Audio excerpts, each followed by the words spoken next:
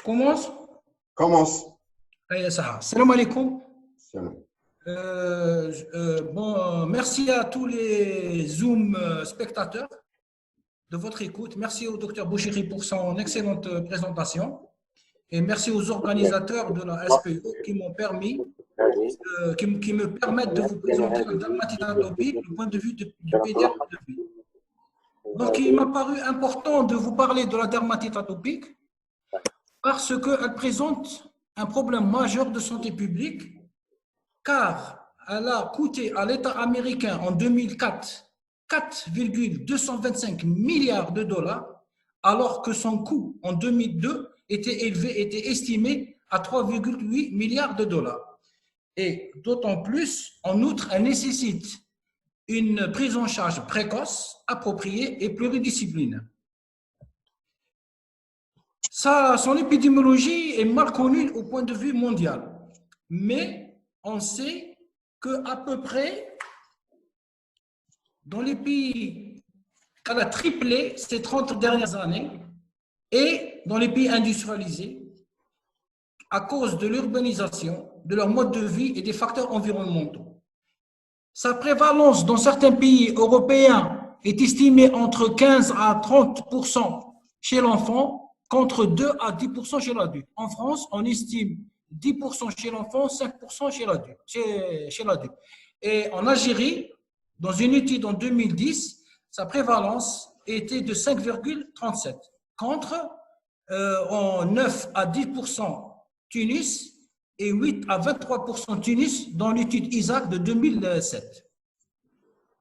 Une étude faite en 2006 par l'European Task Force of Atopic Dermatitis montre que 88% des Français ayant contracté une maladie chronique de la peau, la dermatite atopique se situait en troisième place derrière les mycoses et derrière l'acné et les mycoses. Je m'excuse, la plaque là, on ne voit pas bien. Et comme toute maladie inflammatoire chronique, la dermatite atopique impacte sur la qualité de vie du patient et de son entourage. Et là, c'est une plaque qui nous montre que c'est l'adolescent et l'adulte jeune qui est gêné par les symptômes cutanés dans 87,6%, notamment le prurite, et qui est gêné l'estime de soi, et qu'il est gêné dans sa vie naturelle, dans sa profession ou bien dans sa scolarité. La même plaque, l'étude montre la prévalence selon le sexe et on a qu'il y a une prédominance chez l'adulte jeune, il y a une prédominance féminine que masculine. Mais 85%, le ratio en pédiatrie, le sexe ratio est de 1,2 pour le garçon, dont l'âge est inférieur à 1 an, et il est au-delà de cet âge, il va avoisiner les 2 pour la fille. Et cette plaque, elle montre que selon l'âge, on a 10,4% de dermatite atopique qui apparaissent avant l'âge de 2 ans, contre 16,5% entre 3 et 4 ans et 14,2% entre 5 et 6 ans. Cela veut dire que la dermatite atopique apparaît entre 2 et 5 ans. Alors, qu'en est-il de la définition? La définition en tant que clinicien, la dermatite atopique est une maladie inflammatoire chronique de la peau avec atteinte épidermique très prurigineuse survenant sur un terrain atopique et évoluant par poussée. La définition académique, bien sûr, qui sert pour les gens qui veulent faire des enquêtes épidémiologiques, qui a été dit en 1990 par Hanif Nirashka et modifié en 1995 par l'unité de Kindle Working Party, je m'excuse de mon anglais, qui préconise un critère. Il faut avoir un critère obligatoire, la présence d'une dermatose prurigineuse, associée au moins à 3 critères mineurs. Vous voyez les antécédents personnels, l'eczéma, plis de flexion ou des joues, antécédents personnels d'asthme ou de rhinite allergique, antécédents de xérose au cours de la première année, eczéma des grands plis ou des joues, du front, des convexités des membres et le début des signes avant l'âge de 2 ans. Il faut savoir que la localisation, c'est le nourrisson. La localisation et la forme clinique chez nous sont les érythémateuses, vésiculeuses, sointantes prurigineuses, on va le voir, et chez le nourrisson, la localisation, elle intéresse les plis de flexion, alors que chez le grand enfant, la localisation intéresse les plis d'extension, et la clinique, elle est plus ou moins érythémateuse, prurigineuse, c'est ce qu'on appelle la xérose, la liquénification. Le maître symptôme, c'est l'eczéma. Il provient du mot grec exème, c'est-à-dire c'est une peau bouillonnante. Et elle passe par les 4 phases cliniques. Normalement, on a une phase érythémateuse. Cette phase érythémateuse, la peau, elle est d'un rouge vif sur un granité, avec un fond granité qui individualise, se traduisant par des microvésicules. Ensuite, sur le plan histologique, ça correspond à une acanthose et une spongiose débutant. Ensuite, on a la phase vésiculeuse ou érythémateuse vésiculeuse, pardon. Et ce sont ces microvésicules qui vont confluer. Turki, est-ce que tu m'entends bien? Qui vont confluer en formant de grosses bulles avec liquide clair et en acte mal délimité. De point de vue sur le... Tu m'entends bien? Pas bien, pas à 100%. Je vais passer sur la 4G, ok? Ok. Je vais passer sur la 4G. Donc, tu m'excuses. Connexion 4G. Il faut que je sois la 4G. Parce que c'est le débit d'Internet qui est mal. Comme ça, tu entendras le son bien, Inch'Allah. C'est bon? Je termine? Oui. Donc, ensuite, on a la phase sointante. La phase sointante. Attends. Ah, je passe. On a la phase sointante. C'est dû au prérute qui l'enfant va se gratter et va faire exposer ses vésicules et ça va couler, ce liquide clair va couler. Et la phase sointante, elle est là, elle correspond à l'exocytose et les vésicules. L'exocytose, c'est l'appel de lymphocyte T spécialisé. Ensuite, on a la phase desquameuse. La phase desquameuse, elle correspond ici, du point de vue histologique, l'enfant va avoir des squames et des croûtes qui vont disparaître avec une guérison sans cicatrisation. Le prurite, il est constant, il est très important. Et donc, la plupart, 86% des dermatites atopiques ont un prurite. Et 30%, ce prurite va durer pendant toute la journée. Donc, 46% des patients, des enfants qui ont une dermatite atopique sévère, le prurite est insupportable dans 14%. La dermatite atopique évolue par poussée. Accalmie, poussée, accalmie.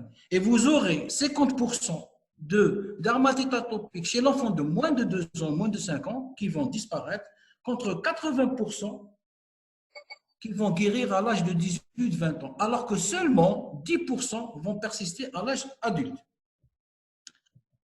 Alors qu'en est-il d'une peau normale? La peau normale, elle est constituée de l'hypoderme qui est là en dessous, je ne l'ai pas mis, et qui est riche en vaisseaux sanguins et en graisse qui servent d'énergie à cette peau. Et la peau, qu'est-ce qu'elle a son rôle? Son rôle, c'est une barrière physique et biologique contre les agressions chimiques, physiques et autres. Et cette peau, elle est de 2 mètres carrés chez l'enfant contre 1,8 mètre carré chez l'adulte. Et elle pèse 5 kilos. Et c'est l'organe le plus lourd de notre corps. C'est extraordinaire. Donc, je reviens. Vous avez l'hypoderme ici. Ensuite, vous avez le derme qui est riche en cellules, cellules repas, système pileux et les terminaisons, les cellules nerveuses. Ensuite, la couche basale. La couche basale, c'est la production des kératonocytes avec certains mélanocytes. Ensuite, on a la couche épineuse. On va de bas en haut. La couche épineuse qui est le siège de la kératinisation, c'est-à-dire les filaments de protéines. Et les kératonocytes vont s'aplatir de plus en plus pour former à la couche granuleuse son noyau et il y aura production de granules de kératoïaline. Ces granules de kératoïaline vont avec avec les granules de profilagrine vont fabriquer ou sécréter la kératine et certaines protéines, dont la plus importante est la filagrine. Et aussi, on a les granules lamellées. Ces granules lamellées, ils vont sécréter les céramides, le cholestérol et les lipides qui vont, ces lipides, la couche granuleuse, vous aurez ensuite, on a enfin la couche de cornéocytes. C'est des cellules qui sont très aplaties et ils vont venir surnager sur le liquide hydrolipidique qui ont été formés par les granules lamellées. Et ensuite, ces kératonocytes vont s'imbriquer les unes aux autres et être serrés par les filaments de kératine et les filaments de la profilagrine. Donc, qu'est-ce qui se passe dans une peau altérée? Une peau altérée, premièrement, il y a l'altération de la barrière cutanée. Cette barrière cutanée n'assure plus l'équilibre homéostatique de la perte d'eau et de la pénétration et de la protection contre la pénétration des substances nocives. Par un déficit quantitatif, cela veut dire qu'il y a une anomalie constitutionnelle génétique et on a dénombré plus de 40 mutations génétiques sur les plus importants sur le chromosome 1q21. Et aussi, donc ça veut dire la production. Donc il y a manque de production de cette filagrine. Il y a d'autres, entre autres, il y a d'autres protéines qui servent, il y a la kallikrine, l'involucrine, la loricrine. Et aussi, on a noté qu'il y avait un déficit qualitatif, et ce déficit qualitatif, c'est-à-dire la filagrine, elle est là, mais elle est inefficace, et il est dû aux facteurs épigénétiques. Et les facteurs épigénétiques, c'est surtout les facteurs maternels. C'est-à-dire, il y a une induction de cette altération de la barrière cutanée si vous êtes né par césarienne ou par voie basse, si vous êtes alimenté par les maternelles ou par les artificiels, et si vous avez pris une prise d'antibiotiques, et aussi l'atopie familiale. L'atopie familiale, vous avez 80% de malchance d'avoir une dermatite atopique si vos deux parents sont atteints de dermatite atopique. Comme vous le voyez, 70% si un parent présente une dermatite atopique et l'autre un asthme, 50% si l'autre parent ne présente aucune manifestation atopique. Et si vous croyez que vous êtes sorti d'auberge, eh bien non, vous aurez quand même, s'il n'existe pas d'atopie, vous aurez quand même une malchance de faire 10 à 20% de la maladie atopique. Et aussi, en dernier lieu, les facteurs épigénétiques, on a une susceptibilité environnementale. Si vous êtes agressé ou vous êtes exposé aux pneumoallergènes, aux animaux, tabagisme passif, urbanisation, etc. Donc, cette altération de la barrière cutanée, qu'est-ce qu'elle va faire? Elle va laisser l'eau s'évaporer. Il y a une perte translipidémique de l'eau plus que la normale, alors que la normale, elle est de 5 à 10 grammes par mètre carré par heure. Là, on va voir 15 à 35, jusqu'à 35. Et l'effraction de la couche cornéocyte, on va voir pénétration des substances toxiques. En même temps, pour se défendre, il y a aussi une modification du système immunitaire. Le système immunitaire, on a tout de suite, il fait intervenir l'immunité innée et l'immunité adaptative. L'immunité innée, qu'est-ce qu'elle va faire? Elle va symboliser l'inflammation. L'inflammation, c'est quoi? C'est à la brèche de la barrière cutanée, il va avoir pénétration des microbes, notamment surtout le staphylocoque doré. Et là, qu'est-ce qu'il va voir? Il va stimuler des substances, il va activer certaines substances, notamment la voie alterne du complément. Et ce complément va fabriquer, sécréter des substances chimiotactiles, notamment le C3A et le C5A. Et qu'est-ce qu'il va faire, ce complément? Il va activer, il va agir sur les éosinophiles, sur les mastocytes et les neutrophiles. Les mastocytes, qu'est-ce qu'il va leur dire? Il va leur dire, écoutez, dégranulez-vous, les mastocytes vont se dégranuler et libérer l'histamine. L'histamine, qu'est-ce qu'elle va faire? Elle va créer une vasodilatation, expliquant la fuite du liquide intravasculaire vers réalisant l'œdème, et aussi il va faire laisser le passage des neutrophiles par phénomène de diabédèse sous l'œil d'une collagénose, et ces neutrophiles vont venir au niveau du site inflammatoire et faire leur travail, c'est-à-dire la phagocytose. L'immunité adaptative, qu'est-ce qu'il y a? Vous savez qu'il y a une balance entre le TH2 et le TH1 imaginez, il y a le TH1 à droite, le TH1, la balance qui est réglée sur les lymphocytes, et ces lymphocytes T sont sous la surveillance des lymphocytes régulateurs. Alors là, la voie TH2 va débuter, c'est-à-dire vous allez recevoir un allergène alimentaire ou autre qui va être capté par les cellules dendritiques, notamment dans la peau, c'est les cellules de Langerhans, qui vont les apprêter, qui vont les emmener au niveau d'un ganglion, qui vont les décortiquer et présenter l'épitope aux lymphocytes naïfs au niveau du groupe CMH2, du HLA. La voie allergique, c'est le CMH2, et le CMH2, il va produire le lymphocyte qui s'appelle le CD4, c'est des clusters de différenciation plus ça veut dire il est activé, et ce CD4 va sécréter une interleukine 4 qui va dire aux lymphocytes qui sont auprès, qui va leur dire, écoutez, vous allez sécréter l'IL5 pour vous transformer les autres lymphocytes en plasmocytes libérateurs des IgE spécifiques. Et ces IgE spécifiques vont aller dans la circulation sanguine, et de ce fait, vous êtes sensibilisé. Et c'est à cause de ça qu'on va plus tard voir la marche atopique. Mais la voie TH1, qu'est-ce qu'elle va dire? Elle dit, écoutez, tu ne vas pas faire la fête toute seule, mademoiselle TH2. Donc, elle va contrebalancer cette voie TH2 pour la mettre à l'équilibre. Comment? Eh bien, c'est le microbe qui vient. Il est apprêté par la cellule dendritique au niveau du ganglion. On va avoir la fabrication des CD8. CD8+, c'est des cellules cytotoxiques effectrices qui vont aller c'est spécialisé pour la dermatite atopique, qui vont aller dans la circulation sanguine, et ils vont être repêchés par des molécules d'adhésine, notamment dans la dermatite atopique, c'est la E-sélectine, et qui vont les ramener au niveau du site inflammatoire. Je vous ai mis ce beau schéma récupératif, mais le plus important, c'est que pour vous dire qu'il y a l'action de la TSLP, qui est une interleukine inflammatoire qui active la voie TH2, mais surtout, elle active les cellules nerveuses, et c'est ça qui donne le prurite. Donc là, vous avez une idée sur une éventuelle question. Donc, la marche atopique, qu'est-ce qu'on a? On est sensibilisé par la peau. Regardez, de 0,5 ans, et la dermatite atopique, elle va disparaître vers l'âge de 10 ans ou 15 ans. Ensuite, on fera une allergie alimentaire. Ensuite, et quand elle s'abaissera, on fera un asthme. Et ensuite, on pourra faire une rhinite allergique.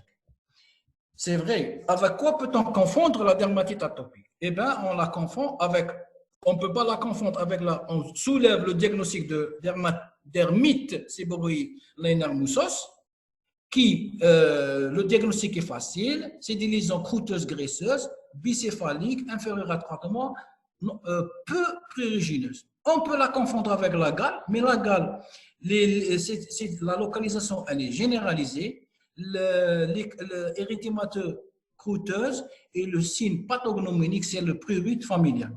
L'eczéma de contact, c'est comme la dermatite atopique, mais c'est au niveau, les lésions cutanées se trouvent au niveau de l'objet suspecté. Et aussi, on peut dire qu'on peut avoir un psoriasis, c'est rare chez l'enfant, qui est peu prurigineux, qui donne un érythème un peu surélevé sur les bords, bien délimité et surtout squameux. La dermatite atopique nécessite-t-elle des examens complémentaires? Absolument pas. C'est un diagnostic clinique. 3 situations. Si vous avez un échec au traitement adopté bien conduit, ou bien si vous avez une stagnation ou une cassure de la courbe staturo-pondérale, là, vous vous dites, écoutez, peut-être ce n'est pas une dermatite atopique, il faut voir, et pensez aux facteurs de comorbidité. La plus importante, c'est l'allergie alimentaire qui peut s'associe à la dermatite atopique dans 33 à 60% des cas, l'allergie respiratoire, notamment l'asthme, 40% des cas, où la dermatite atopique est sévère, et 24% où la dermatite atopique est légère à modérée. La rhinite, on a 70%, la rhinoconjonctivite 51% et l'allergie alimentaire, l'allergie de contact à 20%. Et celui qui est incriminé, c'est le nickel. Les facteurs de risque. Les facteurs de risque, c'est des facteurs de mauvais point aussi. Quand vous avez le facteur de risque, vous allez dire, écoutez, ce malade, il va me causer des problèmes, je dois le prendre très bien en charge, etc. Les facteurs de risque, c'est l'enfant qui a moins de 2 ans, le sexe masculin, l'âge de début de la dermatite atopique. Si elle débute avant 3 mois, vous avez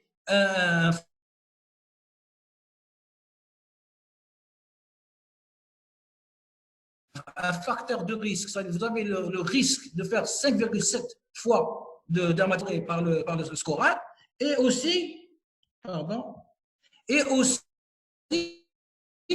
vous avez une atopie familiale. L'atopie familiale, c'est 80%. On l'a vu précédemment, je ne vais pas y revenir. Quelles sont les complications? Les complications, c'est surtout l'impétinisation, c'est le staphylocoque, c'est une surinfection du staphylocoque qui est à 90%. Et que vous allez là entreprendre une antibiothérapie par voie générale. Vous avez là une des complications, c'est la généralisation de la dermatite atopique. Vous pouvez avoir l'apparition du molluscum contagiosum et surtout, ce qui est grave, c'est la surinfection herpétique réalisant l'herpès de Kaposi-Guilbert, nécessitant une réanimation médicale en milieu hospitalier. Vous avez aussi d'autres complications, notamment les complications oculaires.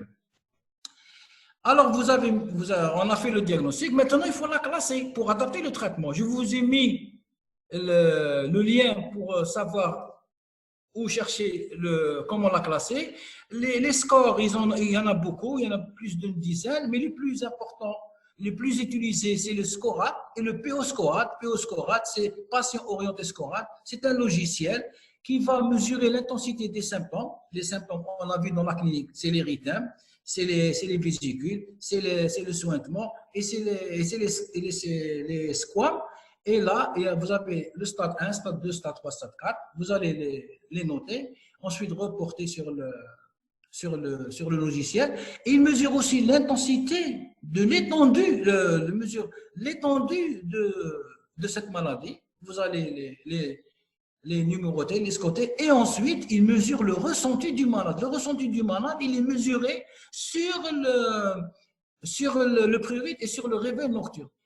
Et là, vous allez avoir un SCORAD inférieur à 15, c'est une dermatite atopique mineure. Un SCORAD qui est compris entre 15 et 40, c'est une dermatite atopique modérée. Et supérieur à 40, c'est une dermatite grave. Pour mon avis, j'ai utilisé le PO-SCORAD et j'ai vu qu'il me donne une appréciation grossière. Je vais vous donner une petite astuce. Alors, si la mère vient, elle vous dit que mon fils, il a une éruption. Donc, elle vient pour un problème esthétique. Donc, là, une éruption, sécheresse cutanée mineure, eczéma peu étendu, peu inflammatoire, etc. Là, vous dites, parce que là, vous dites que vous êtes devant le dermatite atopique mineur. Ensuite, modérée, elle vient vous dire, elle parle de la valeur esthétique, mais elle va vous dire du gène de son enfant. L'enfant est gêné. Elle vous dit, docteur, il pleure, il se gratte, il ne veut pas dormir, il a mal. Ça, vous êtes dans la dermatite atopique modérée. Et là où vous aurez dans la dermatite grave, c'est que vous aurez le facteur esthétique, la plainte du malade et la plainte, en dernier lieu, la plainte des parents. Et là, vous savez quoi faire. Alors, j'ai voulu laisser cette slide, elle est très importante. Vous avez la conduite à tenir et avant 3 mois, 3 mois, 2 ans, 2 ans, 10 ans, vous avez la dermatite atopique mineure, c'est à peu près les mêmes traitements. Éducation thérapeutique, c'est très important l'éducation thérapeutique, il y a des écoles pour ça. Les émollients, les dermocorticoïdes modérés. Dans la dermatite atopique modérée, l'éducation thérapeutique, les émollients, et ensuite, vous allez augmenter, changer de vous allez dermocorticoïdes modérés à fort, etc., etc. Donc, je vous laisse cette plaque.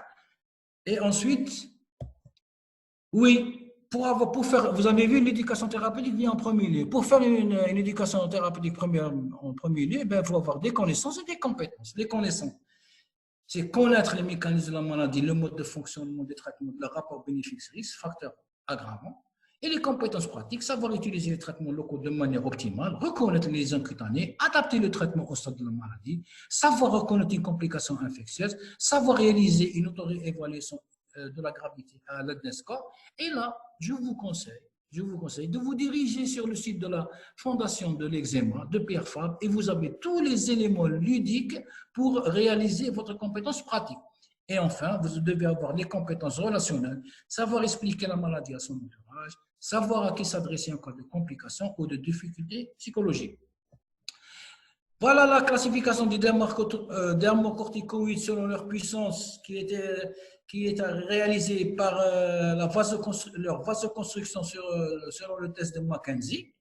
Et vous avez la classe 1 faible, la classe 2 modérée, la classe forte et la classe intraveineuse.